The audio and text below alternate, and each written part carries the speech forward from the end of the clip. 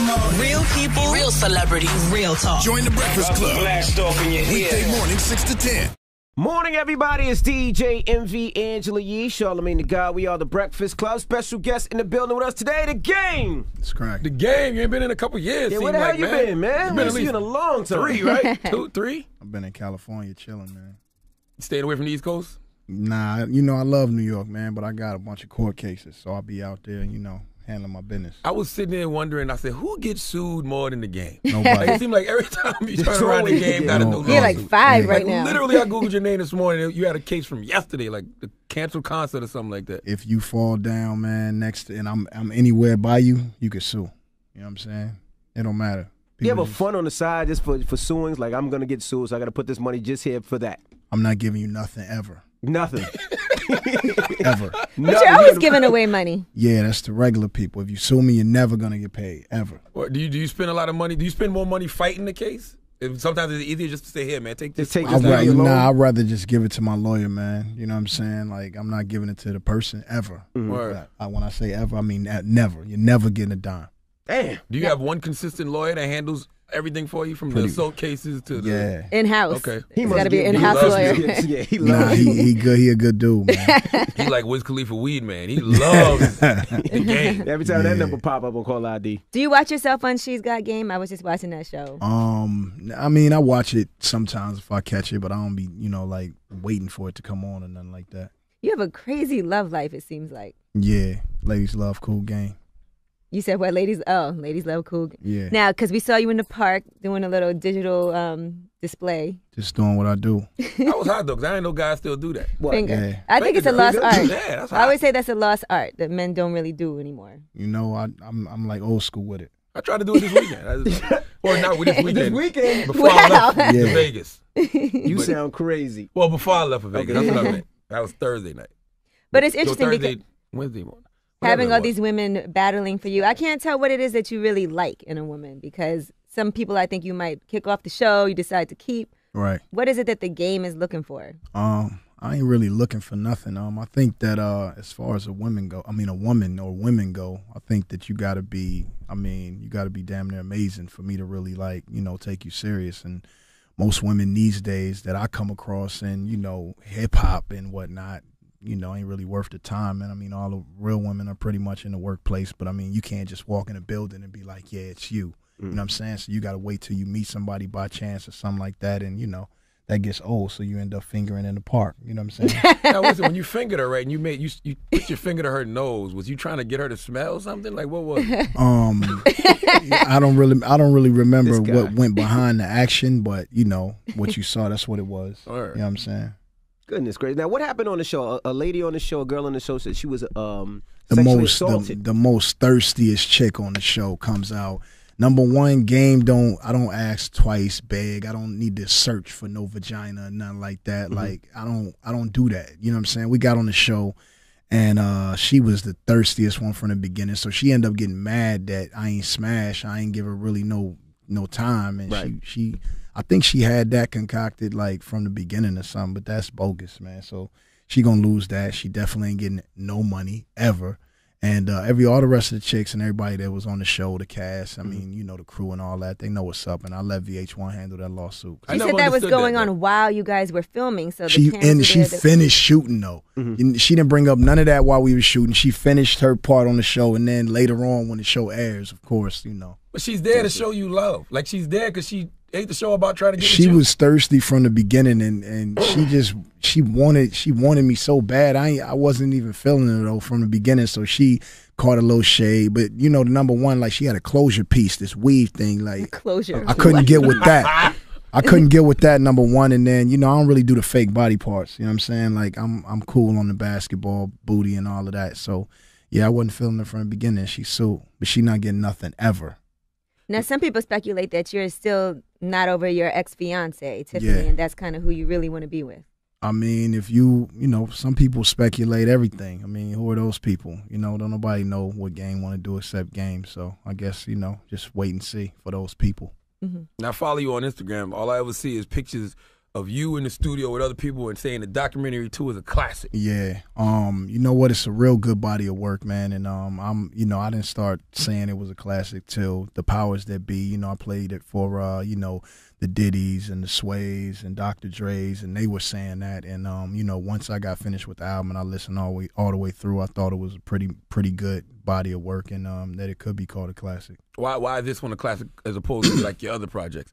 It just got the music, man. It just you know when something is great musically, and that's just what it sounds like when you listen to it, man. And I mean, when you get it, if you do, I feel like you'll feel like it's a great hip hop album. You did a documentary to go along with it? You cut Envy off. Oh. I think we started talking at the same time. Radio consultant game. Nah, I'm playing with.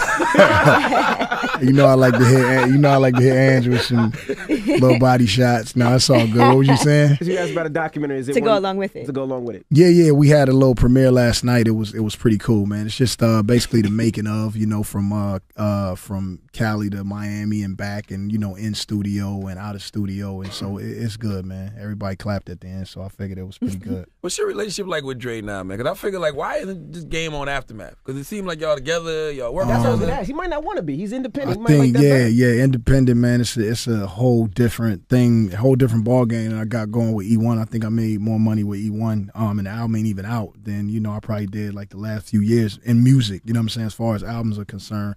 But yeah, man, independent. That's me. Dre got Aftermath, but ain't really no artists on Aftermath. You know what I'm saying? Like, Dre got guys over there working, you know what I'm saying, and they completed the Compton album, which was dope, and they just doing that. But as far as like the old Aftermath when it was Game 50 and and all that, like, I think it's just settled. I think you like that route better, where you got to push more, you got to work more, you got to spend more of your own money? You like that route better? I mean, I like it because you get to make all the decisions, and then when the money come back, it's all you. And I mean, at this point, it ain't really that much more work because, I mean, the way the social media is set up and my fan base is set up, I mean, that money come right to your pocket. All right. Now, you haven't had a rap beef in a minute either, man. Last ain't nobody to beef with.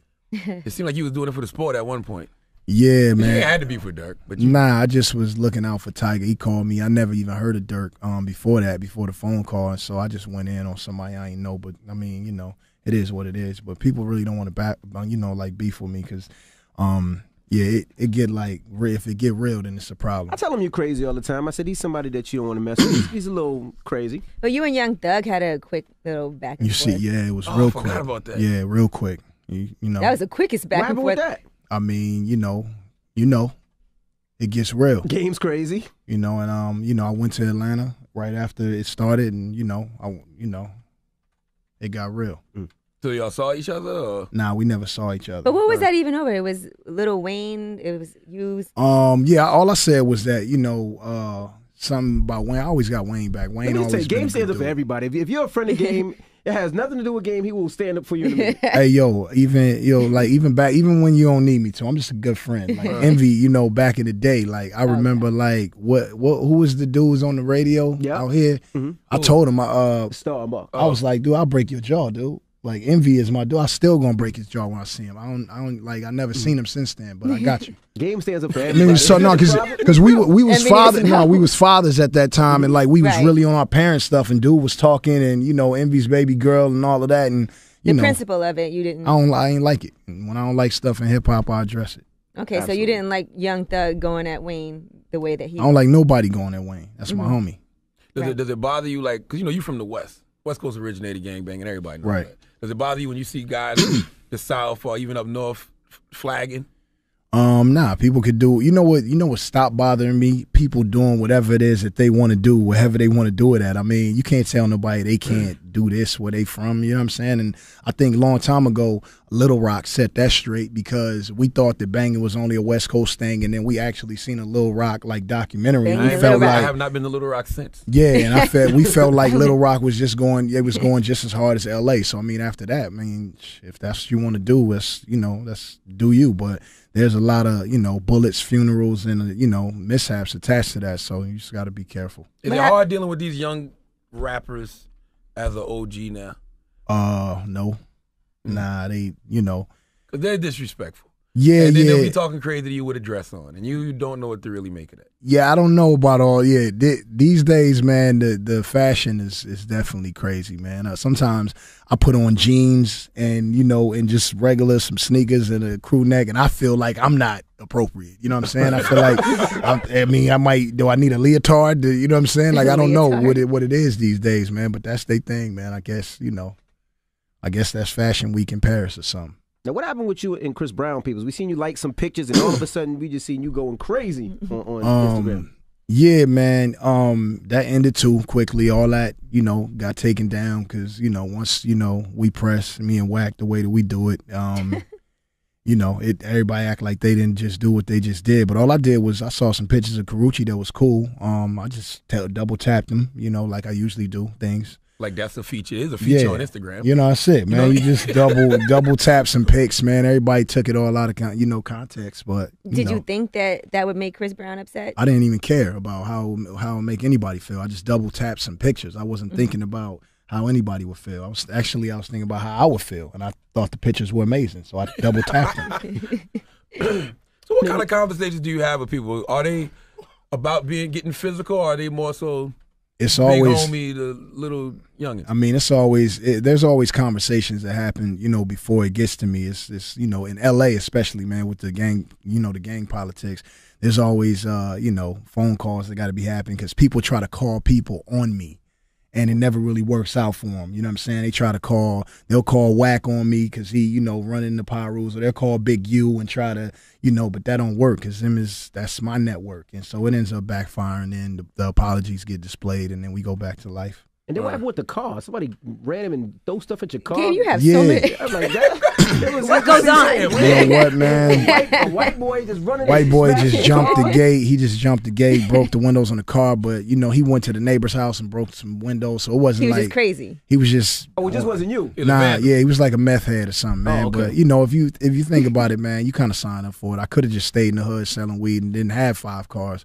But when you elevate your life and, you move out the hood, you got like other things that can happen. So I don't be worrying about like materialistic stuff. You know what I'm saying? Somebody steal a chain or steal a watch or break a car window. Like, it's cool. It's cool. Just don't mess with envy or like, you know what I'm saying? My kids and we straight.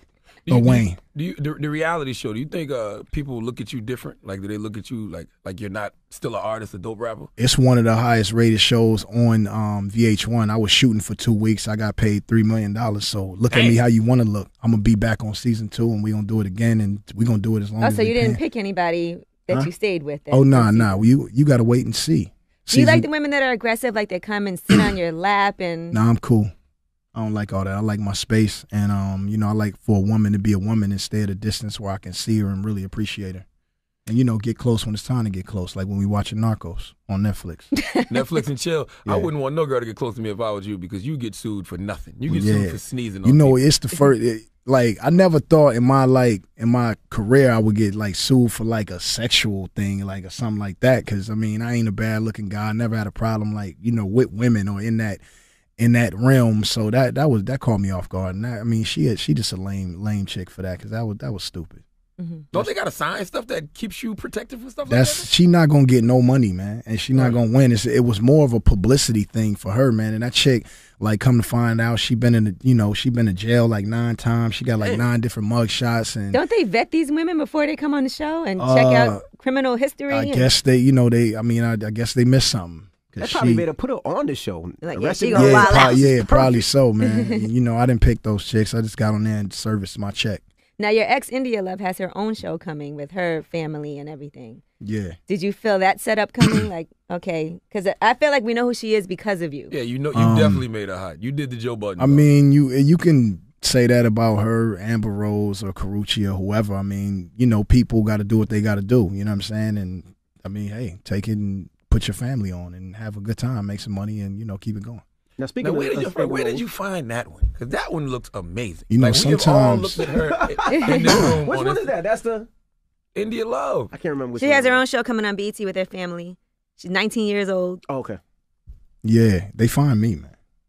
We were looking because the girls in here was like, look how young she is, and I'm like, look how she looks. Yeah, everybody be mad. You know what I'm saying? Like, I mean, you know, they say, you know, Diddy too old for Cassie. At first it was Jay was too old for Beyonce. Like, if you over the age of 18 and you mature and you got, you know what I'm saying, and your body is crazier than a woman that's 35, like, so what, man? Why you think you didn't get the flack that like Tiger got?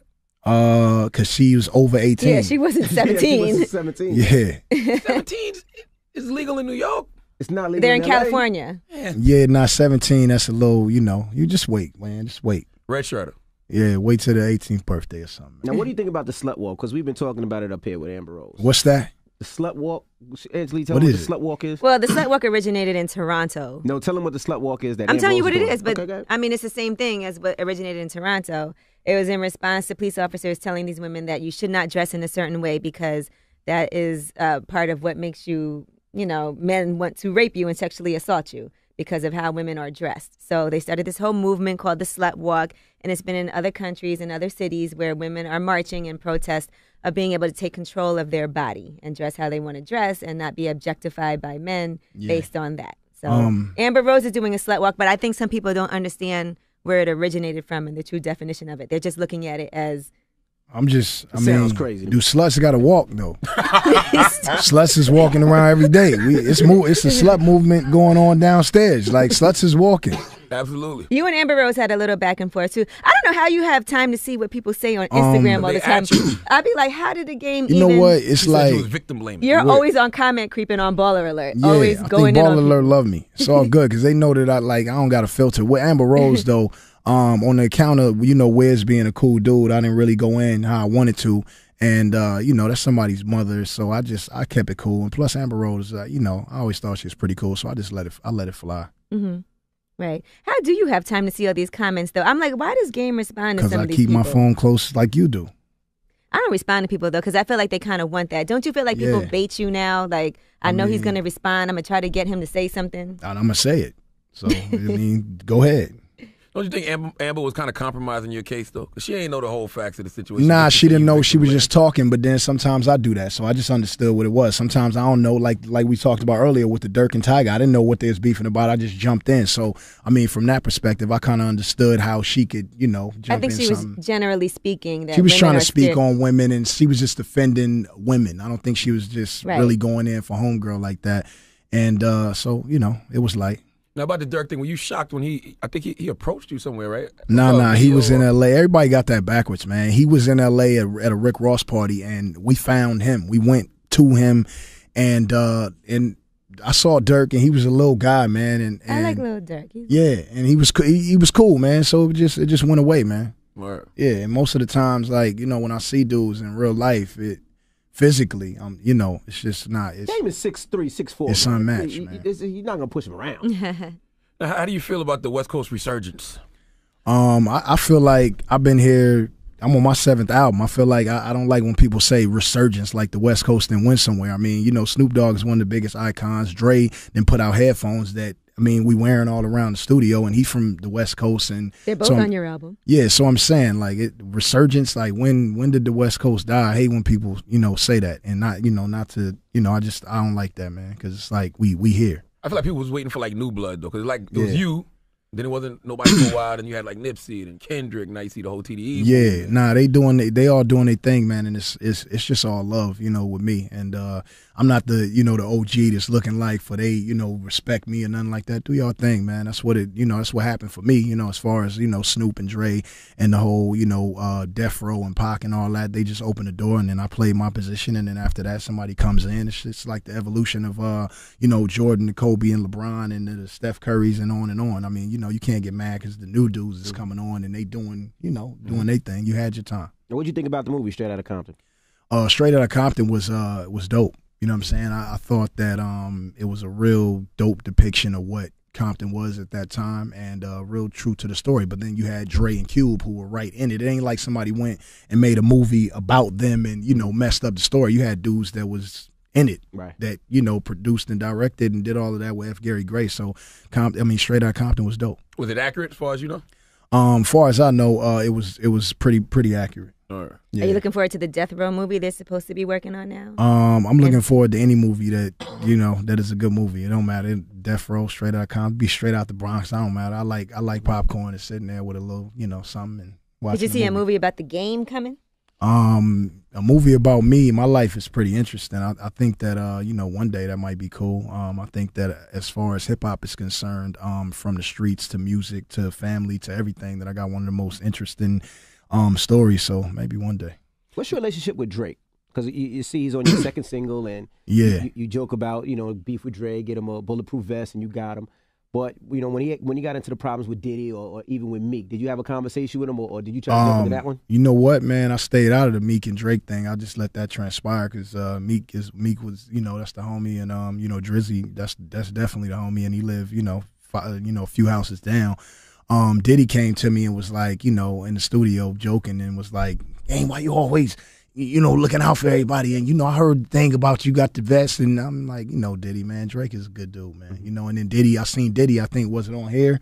Talking about Drake was a favorite rapper. And, you know, so I'm saying, man, you know, Diddy is cool. It's like my big brother. Then Diddy called me one night, you know, screaming on me. And so, you know, about some other stuff. But, yeah, man, Diddy a good dude, man. Did you grade the rap beef between Drake and Meek? That was a really good rap beef. I liked it. Like, everybody liked it. I think that it was a rap beef that didn't go street or hood, or it was played out without any violence, and I think that's dope because that goes back to, you know what I'm saying, you know, back in the day, you know what I'm saying, with KRS and, you know, the Busy Bees and all of that. Like, you know, so I think it was dope. It was good for hip hop. Can Meek recover though? Because somebody said to me the other day, my homeboy DJ Frosty said he's never seen a rap beef where somebody lost so decisively and kept going.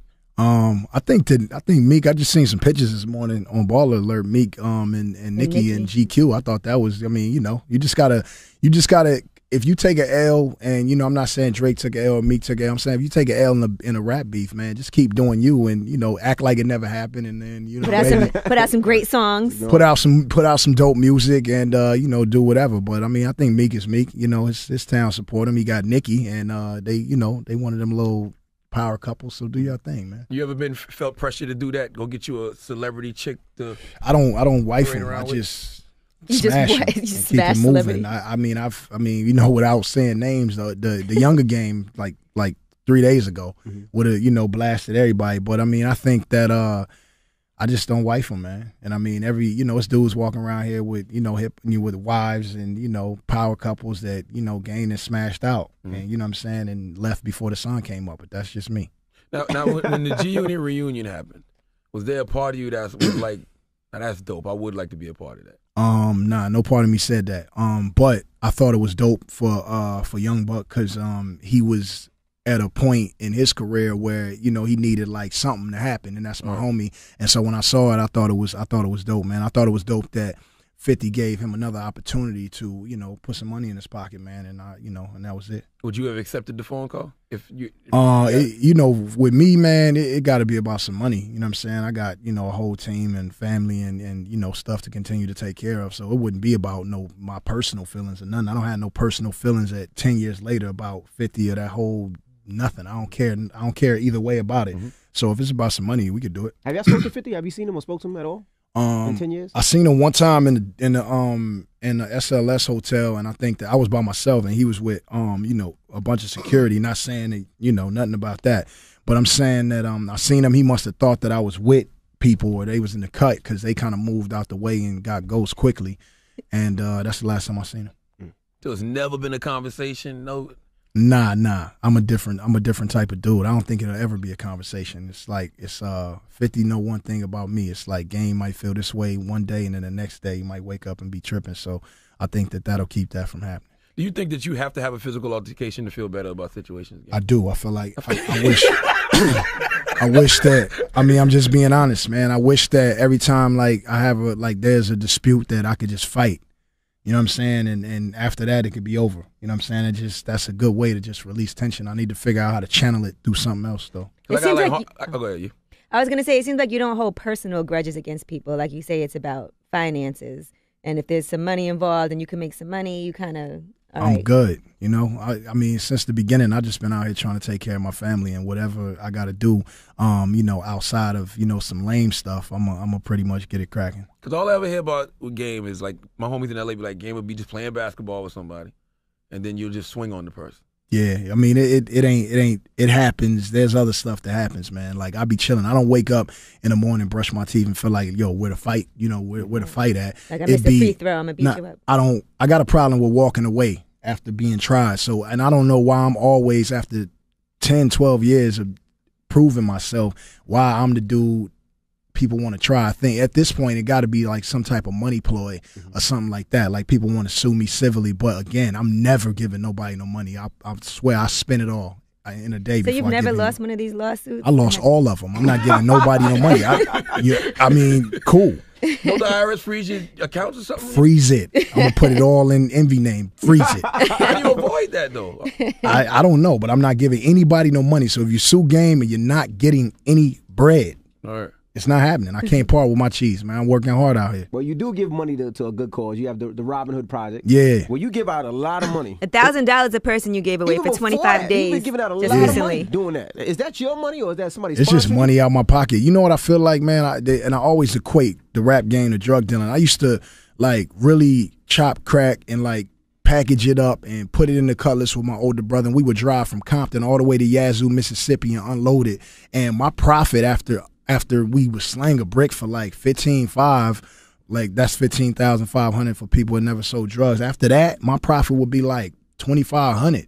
So when I start getting like $20,000 for walkthroughs and all of that, I be feeling like this money is coming so easy. I should just part with some of it and give back to people that need it. And so I just always felt like that. I felt like from the beginning of my career, I set out to all I ever wanted was a Benz, apartment, so and like some internet so I can play Madden. So everything after that was just a plus, man. So I don't mind giving people money. And who do you give the money to? If people want money, because random. people be hitting you and they want money. They random, just random. I just people. pick somebody, man, and pull up at their crib and just break them off and keep it moving. I mean, you have Lala out there doing it? Yeah, I had to, because it got real biased in L.A., so I had to like call up some homies. I had Tip in Atlanta and Lala out here, and then, we've been making some personal stops, so just trying to spread the love. Can I borrow $100? Yeah, I'm good.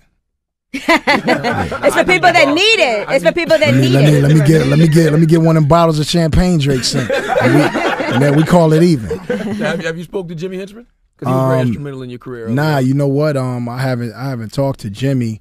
I speak to Lil Jimmy a lot, and just so you know, like Jimmy Henchman, I got like the utmost love and respect for Jimmy, and I think that he caught a real raw deal. But that was one of the most realest dudes that I ever met, and I'm just, I got a lot of love for Jimmy, man. All right. Now let's talk about the documentary too. Now, what was the mind frame when you did this? Of course, you got Kendrick, Kanye, Dre, Drake, Snoop, Cube, Diddy, Future. What was the mind frame? I want to hear it. Yeah, the mind frame going into the documentary too. When I first told Dre I was gonna call it that, he was like, "You ready for that?" And I was like, I think so. And I just kind of accepted the challenge because the first album was really a good album. Not my favorite album, but it was a really good album. And you said it wasn't your favorite album? Nah. Really? My second album. The second one was hard. I tell people that all the time. The Doctor's Advocate. Doctor's Advocate is better than the documentary. Yeah, but the Doctor's Advocate was better than the documentary. Number one, I recorded the whole album in New York City. I didn't have no backing from Dre or the label or nothing. They didn't want to put it out until I dropped One Blood. I dropped One Blood, and it took over out here. And then Jimmy Iovine and the whole label jumped back on Wee Wee, and then we put out the album, and it sold what it sold too. But I feel like that's my best album. Doctor's Advocate was hard. Yeah, man. But yeah, the mind state of this album was just to get it to a level where it could compete with the older albums, and people would be like, yeah, this is the game that we need. And once I did that, it was like I felt good about it, and I felt good enough to play it for Dre, because Dre is a thumbs up, thumbs down. As soon as he heard 3 tracks, he'll be like, you need to go back and start over. And the faces that he was making when I was watching him listen to the music were faces that I seen him making when we did Get Rich or Die Trying, and when we did the documentary and like those early Aftermath albums. And so I already knew at that point that I had something special. Do expectations scare you? Because we live in an era of no expectations. People will just drop an album. Yeah. But when you got people out there saying it's already a classic, yada yada yada. I don't really, I never really cared about too much about people and what they got to say if it's negative. You know what I'm saying? If you got something positive to say, then I'll key in. If you got something negative to say, I look at it and then it's just whatever, because you got to understand where it's coming from. Like, it's coming from these people with 11 followers and block pages, and or a fat chick hating on a skinny chick because she mad because she at a desk somewhere in Iowa and ain't cute. Man, social media has got got the game all mixed up, but you know, you still got to play your part.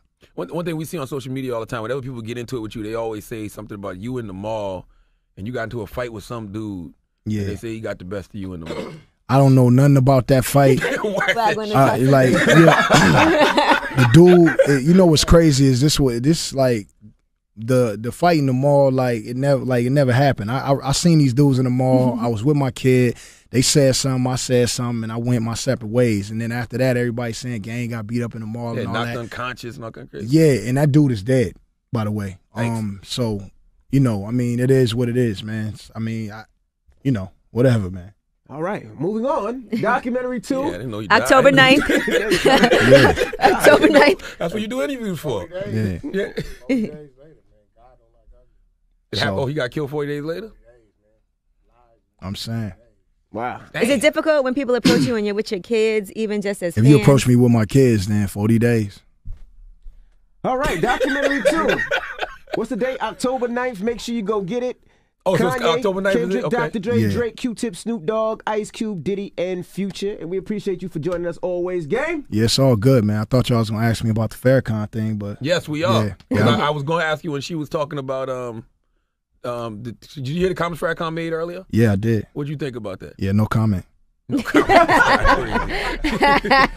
think y'all covered it. I think y'all. Hey, you know what I like the Cali dude that called in. You know what I'm saying? Off subject and just went in. Like I was like, yeah, that's what we do.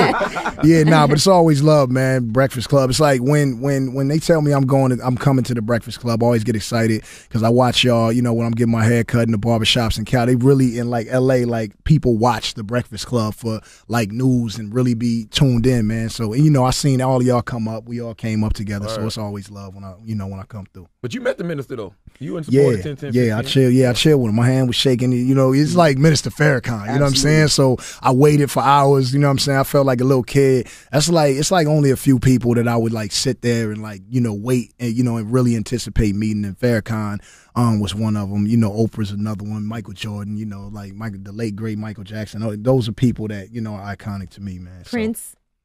I met Prince. Prince came in. I was in a meeting real quick before I go. I was in a meeting in Universal, dude. Prince came in. Everybody like froze up. He came in, was just like, yeah, I can't, I don't know, I can't get on this game record because it's too much cussing. And he walked out. I never seen Prince again in life. You was trying to get him on the record? Yeah, he was going to get on it, but I think I said like too many. Oh, you couldn't have been like, I'll take the curses out for Prince? He wasn't there long enough for me to, I was going to say that. I was going to say that next. He was in. He came in purple. He left. And one thing I do remember is that he had the best hairstyle ever. He did. What record was it? There was some record on the Doctor's Advocate, man. Yeah. But Prince. Damn it. Yeah, Prince got the best hair ever. At least he came. That's what I noticed, man. He came in. Yeah. I'm talking about. He was there. He came in. He didn't look at nobody. He was like, "Yeah, I listened to the game record. I think it's amazing. I can't get on it, man. It's too many curses. I gotta go." Wow. That was Prince, man. And I thought that was dope. I felt like he was on the record. You know what I'm saying? Right. So he heard it. Yeah. Shout out to Prince, man. Are you going 10-10-15? To the march? Mm-hmm. Yeah. I'm gonna get down there and hold it down for just for the people, man. All right. Yeah. Well, it's the Breakfast Club. It's the game.